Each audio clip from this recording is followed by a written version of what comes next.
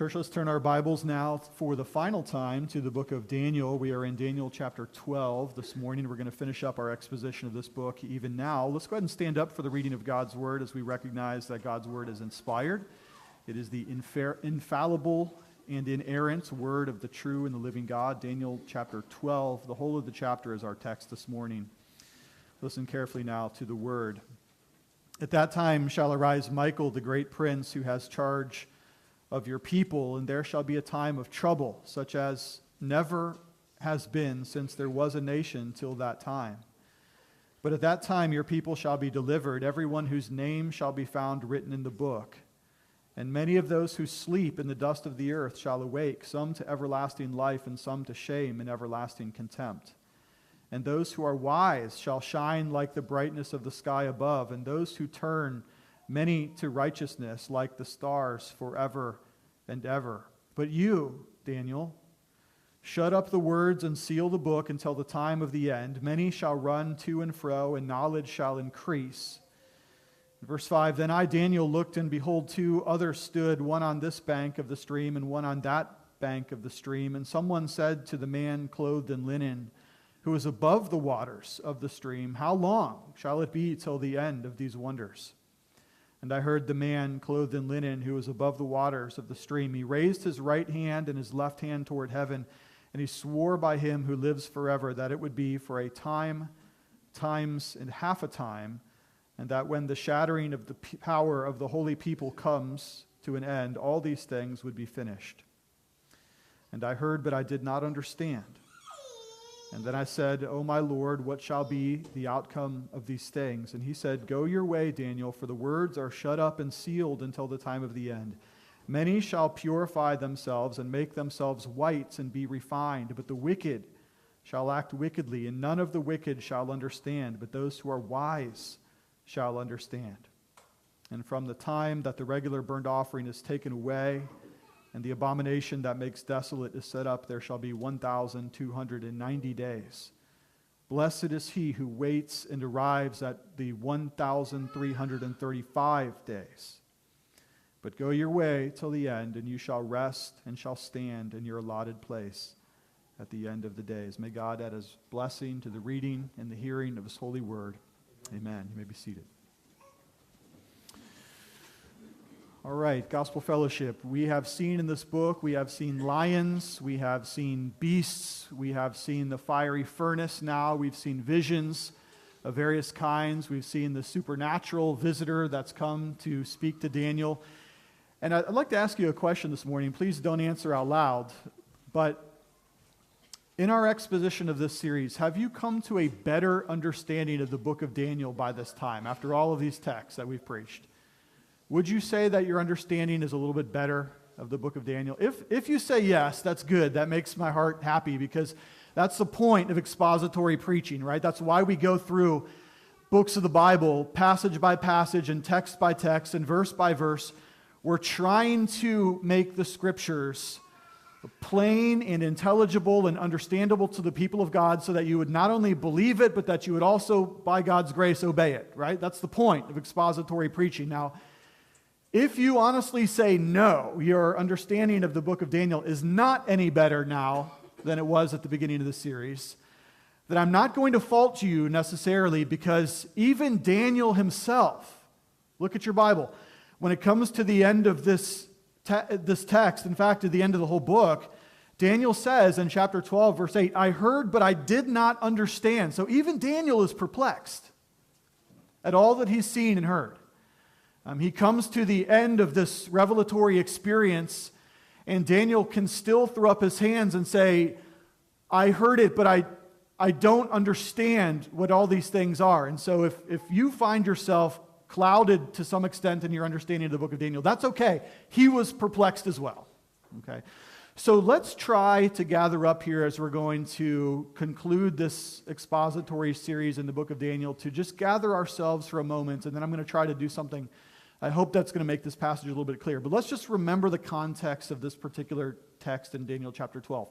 What is happening here? Well, this is the end of a 3 chapters long. Daniel is having this revelatory experience from this person that we have called, for lack of a better term, the supernatural visitor. We dealt with whether or not this might be a Christophany of Christ or whether this would be an angelic messenger of another kind. And yet here he is still experiencing revelation from this supernatural visitor. In fact, if you look carefully at this text, there are really three different persons that are present to Daniel. Daniel says, doesn't he, that there's somebody on this side of the bank of the Tigris and there's somebody on that side of the bank of the Tigris, and it's the supernatural visitor we trust who is the one who is suspended, I think, above the river itself, because he calls this one the man who's dressed in linen. Now remember, in our description of that supernatural visitor from some chapters ago, that's how he was described. He had a radiance, a bright countenance in all of his holy glory. And so it's this person here that is still essentially speaking to Daniel. And Daniel is trying to, in his human finite mind, right, he's trying to do what you and I are trying to do, which is to make sense of all of this. He's trying to make sense. Now, here's what I think is happening in chapter 12. It seems like in 10, 11, and 12, this one continual vision or this experience of auditory revelation that he's hearing, it seems like the trajectory of what the visitor is talking about has been continually lifting up to a further and further time from Daniel's own time, if that makes sense. Because in chapter 10, the supernatural visitor is talking about spiritual realities in his own day, Daniel's own day. Remember this spiritual battle between the principalities of evil and the principalities of good, and Michael is there fighting, and the supernatural visitor is explaining what's happening in Daniel's time. And then in chapter 11, it's like that trajectory is lifting up a bit to times and events that are after Daniel's own lifetime, as he's describing that wicked ruler Antiochus that we talked about in chapter 11, the king of the north. But now in chapter 12, it seems as though the prophetic gaze is lifted up even further now, okay, to the very end times itself. And so if chapter 12 feels very end timesy to you, you're not wrong. I mean, after all, in verse 2, we have here a description of the resurrection of the dead at the end of all things. So you're right to think that this is an eschatological vision that Daniel is now experiencing. This is essentially a depiction of the end times here that Daniel is now receiving from the supernatural revealer. So here's what I'd like to do in our time together today. If you're the kind of person that takes notes, and I hope that you are, take your notes either in your bulletin or your notebook or your loose sheet of paper, and I want you to just fold it in half and make two vertical columns, if that makes sense, okay? Just fold your paper in half, and on the left-hand side, on the top, I want you to write warnings, and on the right-hand side at the top, I want you to write comforts, because that's what chapter 12 consists of. Several warnings first, and then several comforts to God's elect people, and we're going to go through both categories of those things today. So I think that's going to make sense of your notes if you do it like that. So let's deal with the warnings first, and then we're going to come to the comforts. And I'll give you several of these. And unfortunately, due to time restrictions, I can only make mention of some of these things, though this prophecy is undoubtedly complicated, far more complicated than I can probably unfold to you today. But I'm going to try my best. And so I think it's going to make sense if we think of this as warnings first and then comfort. So here we go, first of all, with the warnings. Here's warning number 1.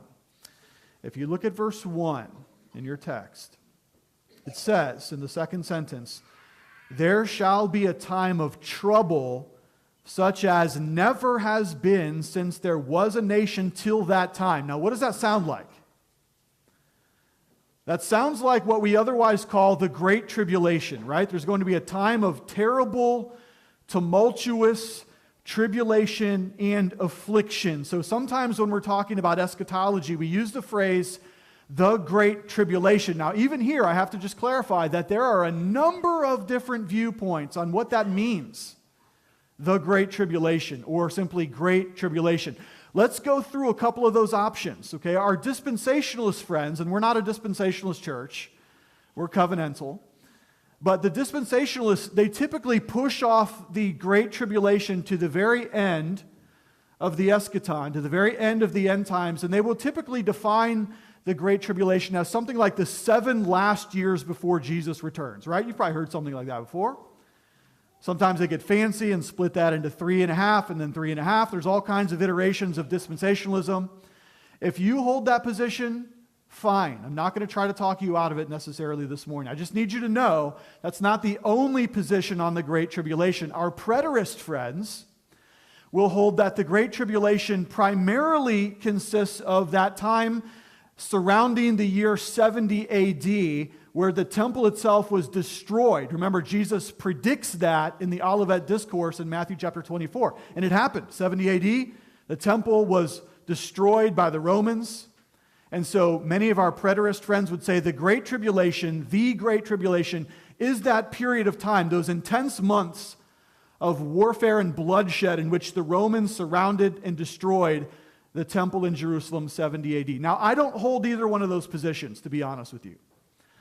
I hold the position, and I went through this when we did the book of Revelation, especially chapter 7, that the Great Tribulation is actually an extended period of time that covers the entirety of the church age. So from the resurrection of Jesus to the return of Jesus, I hold that the Great Tribulation, when we use the word great, we're talking not only about severity of tribulation, but also duration of tribulation. So I hold that the Great Tribulation is the entire church age. It's both intense and elongated. And why do I believe that? Well, because for the whole of Jesus' church, for that whole era that we are in currently right now, what does the church experience? We experience persecution and martyrdom and heretics and apostates and tyranny from without, and we experience lukewarmth from within. The whole church age is a time of great tribulation to the people of God. That's my position. Okay. Now, let me just say this, and I hope this is clear. If you defend your position on the Great Tribulation with exegetical insight, then I will respect that. That's fine. I hold my position, you hold yours. As long as you defend it exegetically, I'm fine with that. However, whatever position you take, I will respect it if it's biblical, but I will honor you if your position on the Great Tribulation causes you to desire perseverance and endurance when that time comes and you experience affliction, because that's the point. That is the point of all of these warnings, is that the church of God would gird itself up, strengthen itself to stand, and not compromise when times of affliction and tribulation come. That's the point of the warnings. I don't care what position you have, as long as you are ready to endure and to persevere for the sake of Christ and the glory of His name. If you're ready to do that, then you can hold whatever position you want on the Great Tribulation, and I will hold mine. But don't miss the point. These kinds of warnings are so that the church would strengthen itself and prepare for times of difficulty. That's the point. Okay? Second warning. There will be times of wickedness. No question about that. Look at verse 10. Many shall purify themselves and make themselves white and be refined, but the wicked shall act wickedly, and none of the wicked shall understand, but those who are wise shall understand. Do you know why wicked people are wicked? Because they're ignorant, and their hearts aren't changed, and their lives are dead cold. We expect wicked people to act wickedly. And believers, you need to know this. There are times of wickedness throughout the whole of the church age. Are there not? Yes, there are. Now, I think that we would do well to have a theology of history. And by that, here's what I mean. Look, we have a theology of Christ. We have a theology of the church. We have a theology of the sacraments. We have a theology of angels. But not a lot of people have a good theology of history itself.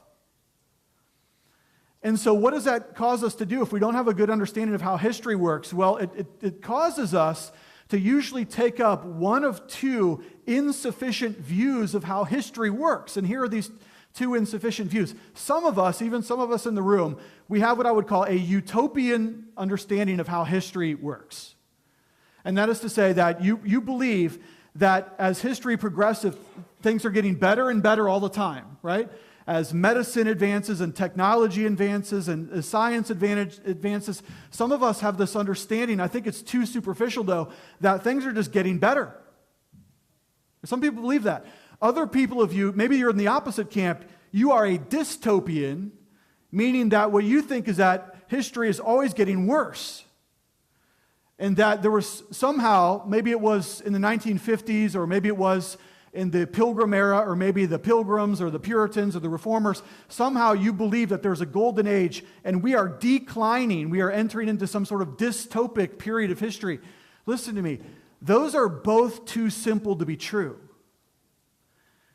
Your theology of history should lead you to understand that throughout redemption history, there are cycles of reformation, cycles of revival, just as there are cycles of decline and despair. And it'd be better for you, rather than kind of a chutes and ladders type of a thing where it's either getting better or getting worse all the time, it would be better for you if your theology of history was more like a spiral, that it was more cyclical, that you understood that sometimes the Lord raises up and sometimes the Lord casts down. And you have to be ready for either, because you don't know in your own lifetime where we're going to be in that cycle. Right? So think about the book of Judges. What is the point of the book of Judges? Well, the point of the book of Judges is that God very often raises up his people only to see them turn away from him, and so he judges them and he brings them low, and then they cry out to the Lord, right?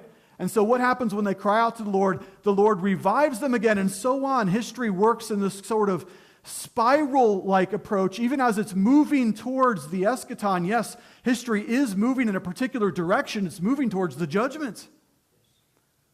But in verse 11, it's pretty clear that there are going to be some whose lives are, verse 10, some whose lives are purified by faith, making themselves white and refined, but also there will be many who are wicked. And the reality is, you don't know, like, what epoch are you living in? Probably a little bit of both.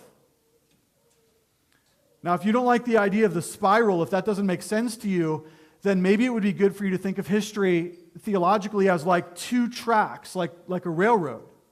Okay? Maybe this makes sense, because on one hand, you have the secular history of the kingdoms of this world. You have the nations of this world.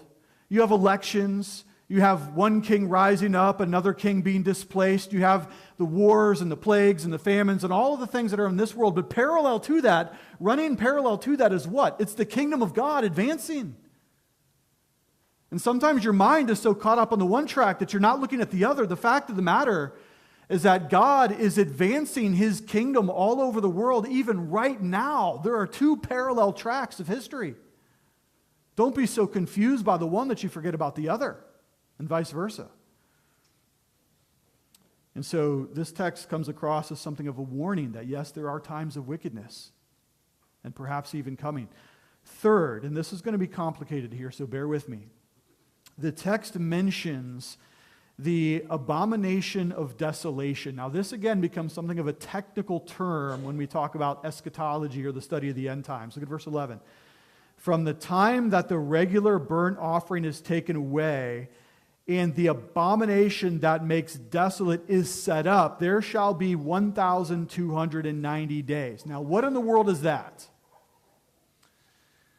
Well, Jesus mentions the abomination of desolation in Matthew 24. So that should figure into our understanding here. Well, technically speaking, what is an abomination of desolation? Well, here it is. It is when the temple of God is blasphemed and perverted, in which false sacrifice and false religion is made manifest in the temple of God, such that it no longer serves its function in redemption history. Okay? So when the temple itself is blasphemed, the holy place where God meets his people. Now, okay. So track with me here. When did that happen? Trick question.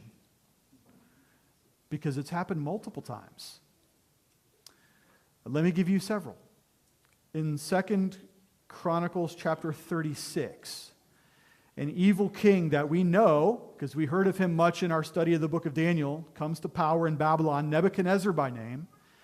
And in 2 Chronicles 36, what does he do? He attacks Jerusalem. he surrounds the city by siege, he ransacks the temple of all of its holy items, and he abominates the temple for that time, making its function impossible, right? So that's one. But also in the book of Daniel, there is one that we see in the prophetic insight of Daniel chapter 11, which we studied just last week or so, where in the year 167 BC, Antiochus IV Epiphanes, who's described here as the little horn or the king of the north, we just studied this passage, he too is also likewise going to abominate the temple. And what does Antiochus IV Epiphanes do? Well, if you remember our study in this, he actually establishes a statue of Zeus in the temple itself. And that is an abomination of desolation. Okay, so that's twice. But wait a second. What about 70 AD when Emperor Titus comes and he actually destroys the temple so that it's never been rebuilt again? Is that the abomination of desolation? Well, clearly it is according to Jesus in Matthew chapter 24. So that's at least 3 times that the temple has been abominated. But wait, there's one more. Go with me to 2 Thessalonians chapter 4. I do want you to look this one up if possible. 2 Thessalonians, what did I say? 2 Thessalonians 2. 2 Thessalonians chapter 2. Here, Paul is describing the man of lawlessness. And this is like the final boss antichrist of antichrists that's being described here. There are many antichrists, says John, but here's the one described as the man of lawlessness. In 2 Thessalonians 2, it says this, "Let no one deceive you in any way, for that day will not come unless the rebellion comes first, and the man of lawlessness is revealed, the son of destruction, who opposes and exalts himself against every so-called God or object of worship, so that he takes his seat in the temple of God, proclaiming himself to be God." And so this man of lawlessness, he comes and he abominates the temple. But wait, there is no temple, it's been destroyed. The temple here that Paul is talking about is the church. And so the church is to look very cautiously and to take warning, lest evil rulers rise up with these 3 things, the 3 P's I'm going to call them. When you see this, this is a great warning. Power, persecution of true believers, and pseudo-religion or false religion. Okay? Who is the Antichrist? But he is the one who has power, persecutes the church with false religion. And once again, it's almost like this is a pattern rather than a single event. It's a pattern. Power, persecution, pseudo-religion. Believers, take warning. Okay. 4th warning here, and then we'll wrap up this side of the column.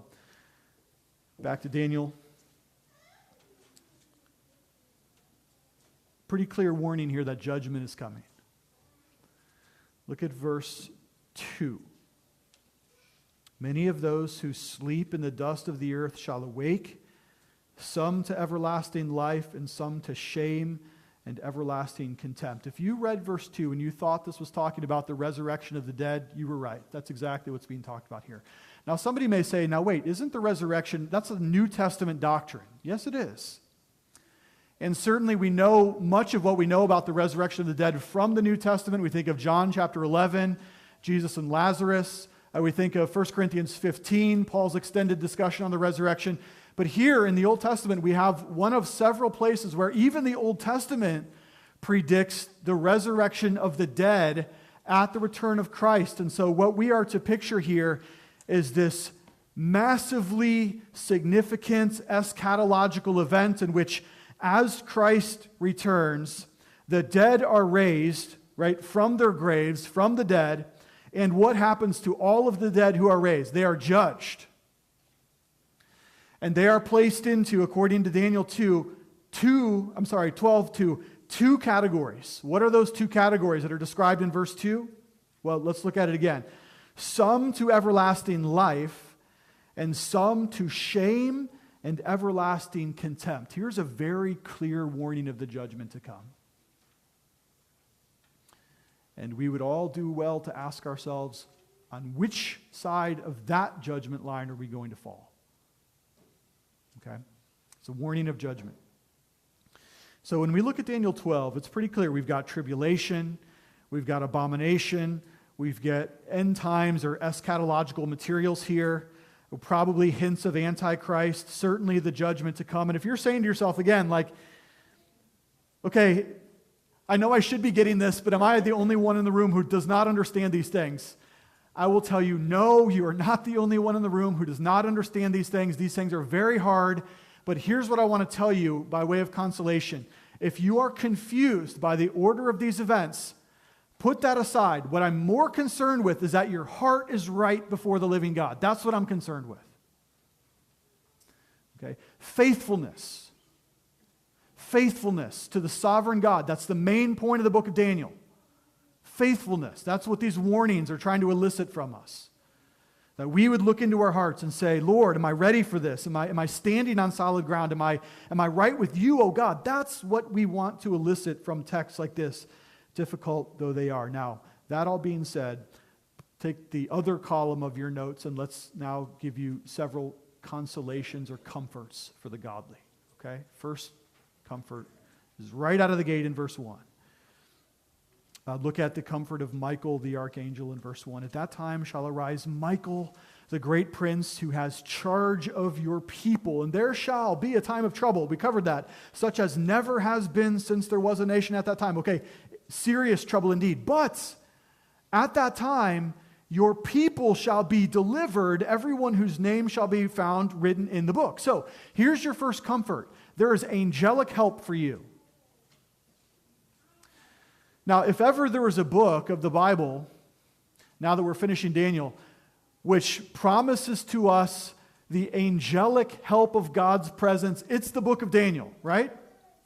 Because at every significant sequence of plot and narrative, when the people of God needed the Lord the most, that's exactly when he actually shows up. Citing for you Shadrach, Meshach, and Abednego in the fiery furnace, like they don't have to suffer alone. The fourth one is there, and he looks like one of the sons of the gods. Daniel chapter 6, when Daniel's in the lion's den, who shows up? It's the angel of the Lord who binds the mouths shut of the lions. Yes? When Daniel is experiencing these terrible visions and dreams, the supernatural visitor reminds him that there's an angelic warrior who is fighting for him and on his behalf, who is Michael, the great prince. And here again, we have yet another reminder that exactly when the people of God need him, God shows up and sends his angels to defend. Which is precisely why the next time we see Michael in the Bible, it's in Jude too, but in Revelation 12, we see this depiction of Michael the archangel fighting on behalf of the people of God throughout the whole of the church age. Striving against difficulties, enduring through persecutions and hardships, and yet God continues to send his blessing. And did you notice here that our second comfort is also in verse 1? Right?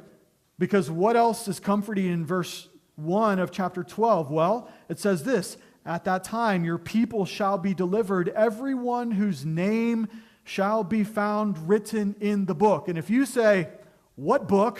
I say, great question, glad you asked. The book of life. The book of life is a motif that we sometimes see in prophetic literature in which God reassures us of the doctrine of his predestining, electing grace by way of this book in which from the foundation of the world, before that even, the names of God's saints, which he would redeem in due time, are written in indelible ink, the very ink of the sovereign hand of God, an ink that is so sure and so unerasable and so indelible that neither Satan nor any powers, neither height nor depth nor anything else in all of creation can erase your name from that book, provided your name is in that book. That's the comfort. And believers, when you come to the greatest moment of the tribulation or affliction that you are personally going to face, and I don't know when you're going to face the worst moment of your persecution or affliction or difficulty, but the moment that you experience the most difficult, arduous moments of your testing, you will have this comfort, that your name has been written in the book of life before the foundation of the world, and nobody can rip out that page. That's your comfort. Third, and we'll end here with our comforts. All timing is divine. Look to the end of this chapter and to the end of this book at verse 11. From the time that the regular burnt offering is taken away and the abomination that makes desolate is set up, there shall be 1,290 days. Blessed is he who waits and arrives at the 1,335 days. Are you confused yet? Me too. Okay, so there's a motif here that's somewhat opaque. First, he says 1,290 days, but then he switches it up and he adds some 45 days to the total, making it 1,335. What do we do with that? Well, as you can guess, people who like biblical prophecy have done all kinds of things with that. There's a number of interpretations, probably dozens of interpretations for these days. Some people would say that this has to do with Antiochus, the 4 Epiphanies, in the days of Judas Maccabeus, surrounding the most difficult days in which Antiochus attacks the temple. Some people would do that. Again, you're going to have a lot of people that point more towards that 70 AD date in which Titus and the Romans destroy the temple. And of course, you're going to have some people that once again push that off to the very last days of the last days. But once again, I actually think that this is describing the whole of the church age, okay?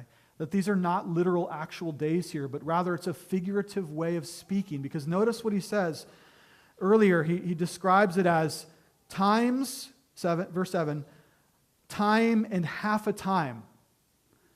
So like 3.5 years, but that's symbolic. And so you end up with something like 1,290 days, but if you add a few days, it's 1,335 days. And then it makes it really confusing because in Revelation, it also uses the same motif, but the number's different again. It's 1,260 days in Revelation. So what's going on here? What's going on?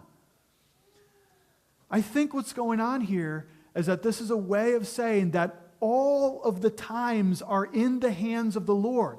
A time. Okay? Events. Times. Epochs, eras, half a time, brief times, quick successions of time. I think the point of this is that all of these times are in the hands of the Lord. He is the one who ordains all of history. And here's why I think that the number shifts in verse 11 by adding a few more sets of days here from 1,290 to 1,335. It is simply this. When you think that you are enduring as hard as you possibly can and you are persevering to the extent that you're able, right when you think you're going to break, right when you think, I can't endure anymore,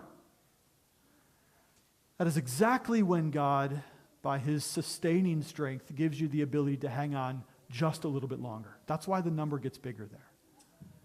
Okay? But if I had to guess,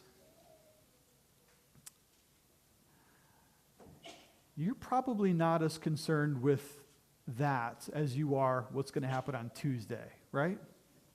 Am I wrong? Am I reading your faces wrong? You're thinking about Tuesday. And there are all kinds of scenarios that we are positing in our minds about what's going to happen in this day, time, and in the future, times, and in very brief times to come, half a time. You are worried, and you are concerned, and you are fretting a bit. Am I wrong? I don't think I'm wrong. You know why? Because that's what I'm doing in my heart.